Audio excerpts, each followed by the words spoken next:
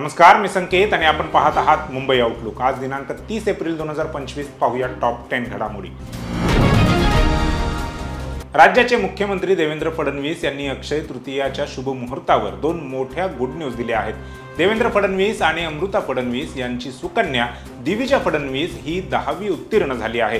त्यासोबतच देवेंद्र फडणवीस यांनी आजच्या शुभ मुहूर्तावर वर्षा या मुख्यमंत्र्यांच्या शासकीय निवासस्थानी प्रवेश केला आहे। अमृता फडणवीस यांनी एक्स वर पोस्ट शेअर करत याबद्दलची गुड न्यूज दिली आहे। या पोस्टमध्ये त्यांनी लेक दिविजा हिचा 10वीचा निकाल जाहीर झाल्याचे सांगितले आहे। त्यासोबतच फडणवीस कुटुंबाने अक्षय तृतीयाच्या शुभ मुहूर्तावर वर्षा या निवासस्थानी गृहप्रवेश केल्याचेही त्यांनी सांगितले।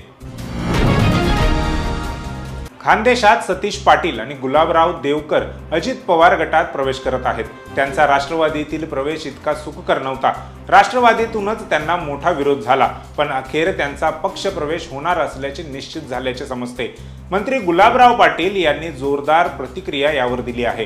प्रवेश केला म्हणून त्यांचे लफडे बंद होईल असे नाहीये, ते कशा करता जात आहेत हे अख्ख्या जगाला माहित आहे, असा टोला पाटील यांनी लगावला। मजूर फेडरेशन मधील घोटाळा, जिल्हा बँकेतून 5 कोटींचे घेतलेले कर्ज प्रकरण यामुळे ते अडचणीत आहेत। निवडणूक आयोगाकडे मी तक्रार केली आहे, त्यामुळे ते अडचणीत आले आहेत। त्यांनी जी घाण केली आहे ती साफ करण्याकरता ते जात आहेत। अजितदादा छाती ठोकपणे म्हणतात की माणसं तपासून घेईल। फार सुंदर माणसं त्यांनी तपासून घेतली आहेत, त्या देवकर यांच्यासारखे, असा घाणाघात मंत्री गुलाबराव पाटील यांनी केला आहे। अजितदादांना पुढच्या काळात लक्षात येईल की आपण तपासलेला माणूस हा चुकीचा होता, असे सांगायला ते विसरले नाहीत। येत्या 29 ऑगस्ट 2025 ला मुंबईत आंदोलनासाठी जाणार असल्याचे मराठा आंदोलक मनोज जरांगे पाटील यांनी म्हटले आहे। मुंबईत आमरण उपोषण होणार असल्याचा इशारा मनोज जरांगे पाटील यांनी दिला आहे। तर मुंबईत गेल्याशिवाय आमच्याकडे पर्याय नसल्याचे मनोज जरांगे पाटील यांनी म्हटले। चलो मुंबई असा नारा आजपासून मराठा समाजाकडून देण्यात आला आहे। आता मुंबईत गेल्याशिवाय मराठा समाजाच्या मागण्या सरकार पूर्ण करणार नाहीत असंही आम्हाला वाटतंय, असं यावेळी मनोज जरांगे पाटील म्हणाले। मराठा समाजाकडून सातत्याने उचलून धरलेल्या मागण्या पूर्ण व्हाव्यात, या मागणीसाठी येत्या 29 ऑगस्ट रोजी मुंबईकडे येणार असल्याची माहिती मनोज जरांगे पाटील यांनी दिली। इतकेच नाही तर यावेळी मुंबईत आमरण उपोषण होणार असल्याचा इशारा देखील मनोज जरांगे पाटील यांनी दिला।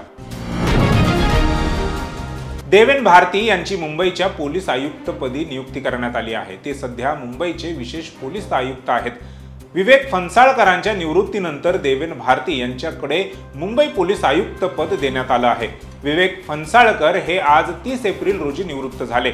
त्यांच्यानंतर आयुक्त पदासाठी सदानंद दाते, संजय कुमार वर्मा, रितेश कुमार, महिला पोलीस अधिकारी अर्चना त्यागी यांच्या नावाची चर्चा होती। याशिवाय देवेन भारती यांच्याकडेही या पदाची धुरा दिली जाणार असल्याची शक्यता वर्तवण्यात येत होती। विवेक फणसाळकर यांनी 30 जून 2022 मध्ये मुंबई पोलीस आयुक्त पदाची धुरा स्वीकारली होती। देवेन भारती हे 1994 बॅचचे IPS अधिकारी आहेत।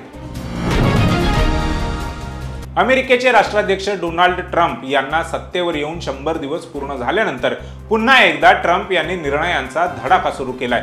गेल्या 100 दिवसात ट्रम्प यांच्या नवीन टॅरिफ धोरणांमध्ये संपूर्ण जगभरात खळबळ उडाल्यानंतर आता त्यांनी एका कार्यकारी आदेशावर सही केली आहे, ज्यात अमेरिकेत काम करणाऱ्या सर्व ट्रक चालकांना अस्खलित इंग्रजी भाषेत बोलता येणं आता बंधनकारक करण्यात आलंय। मात्र या निर्णयामुळे अमेरिकेतील सुमारे 1.5 लाख शीख नागरिकांमध्ये अस्वस्थता वाढू लागली आहे। अमेरिकेतील शीख नागरिकांपैकी 90% लोक हे ट्रक चालक म्हणून काम करतात। साधारण 1.5 लाख नागरिकांमध्ये या निर्णयामुळे बेरोजगार होण्याची भीती निर्माण झाली आहे। अमेरिकेतील ट्रक चालकांना पाठबळ देण्यासाठी हा निर्णय घेण्यात आल्याचं बोललं जात आहे।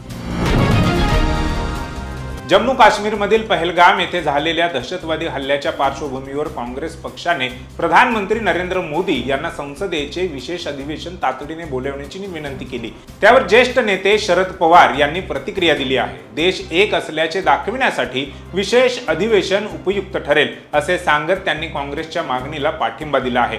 तसेच देशाचे प्रधानमंत्री नरेंद्र मोदी आणि गृहमंत्री अमित शहा हे जो काही निर्णय घेतील त्याला आमचा पाठिंबा असेल, असेही त्यांनी पुन्हा स्पष्ट केले। पहलगाम मधील दहशतवादी हल्ला आणि त्यानंतर पाकिस्तान बरोबर निर्माण झालेल्या तणावाच्या स्थितीत भारत सरकारने मोठा निर्णय घेतला आहे।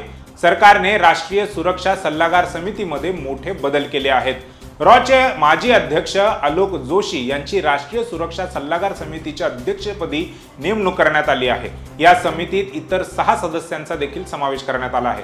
राष्ट्रीय सुरक्षा सल्लागार समितीत माजी एअर कमांडर PM सिन्हा, माजी lieutenant general AK Singh, rear admiral Monty Khanna, Sanjeev Ranjan वर्मांसह लष्करी व भारतीय पोलीस सेवेतील निवृत्त अधिकाऱ्यांचा समावेश करण्यात आला आहे।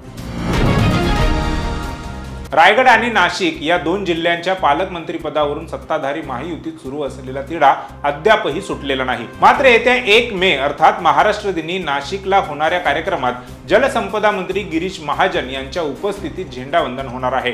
तर पालकमंत्री पदाचे दुसरे दावेदार असलेल्या दादा भुसे यांना अमरावती जिल्ह्यातील झेंडावंदनाची जबाबदारी देऊन एक प्रकारे पालकमंत्री पदावरील त्यांचा दावा कोणतेही भाष्य न करता डावलला गेल्याची चर्चा रंगली आहे। नाशिक आणि रायगडच्या पालकमंत्री पदाचा वाद थेट भाजप नेते आणि केंद्रीय गृहमंत्री अमित शहा यांच्या दरबारी देखील गेला होता, परंतु त्यावर अद्याप तोडगा निघालेला नाही। त्यानंतर आता 1 मे म्हणजेच महाराष्ट्र दिनी कोणता मंत्री कुठल्या जिल्ह्यात झेंडा फडकवणार त्याची यादी समोर आल्याने हा वाद आणखी चिघळण्याची शक्यता निर्माण झाली आहे। संजू बाबा म्हणजेच संजय दत्त बऱ्याच काळापासून गायब आहे। काही वर्षांपासून त्याचा एकही सिनेमा म्हणावा तसा हिट झालेला नाही। सलमान खान, अक्षय कुमार सारख्या मोठ्या स्टार्सचे सिनेमेही सध्या सुपर फ्लॉप होत आहेत। लवकरच संजय दत्त सलमान खान सोबत सिनेमात दिसणार आहे। शिवाय त्याचा आता द भूतनी हा सिनेमाही येत आहे। याच सिनेमाच्या प्रमोशन वेळी संजय दत्तने इंडस्ट्रीवर भाष्य केलं। द भूतनीच्या प्रमोशनल इव्हेंटमध्ये संजय दत्त म्हणाला की आपली फिल्म इंडस्ट्री आता विभागली गेली आहे, याचं दुःख होतंय। असं कधीच बघितलं नव्हतं। सगळे एक कुटुंबासारखे होतो आणि नेहमीच राहू। सध्या सगळेच जरा भटकले आहेत। मला वाटतं की इंडस्ट्रीसाठी प्रत्येक सिनेमा महत्त्वाचा असतो, त्यामुळे प्रत्येक सिनेमाला ती संधी मिळाली पाहिजे। फिल्म डिस्ट्रीब्युटर प्रमोटरने भेदभाव न करता प्रत्येक सिनेमाला समान वागणूक दिली पाहिजे। IPLच्या 18व्या मोसमातील 49व्या सामन्यात आज चेन्नई सुपर किंग्स विरुद्ध पंजाब किंग्स आमने सामने असणार आहेत। श्रेयस अय्यर पंजाबचं तर महेंद्रसिंग धोनी चेन्नईचं नेतृत्व करणार आहे। दोन्ही संघांचा हा या मोसमातील 10वा सामना असणार आहे।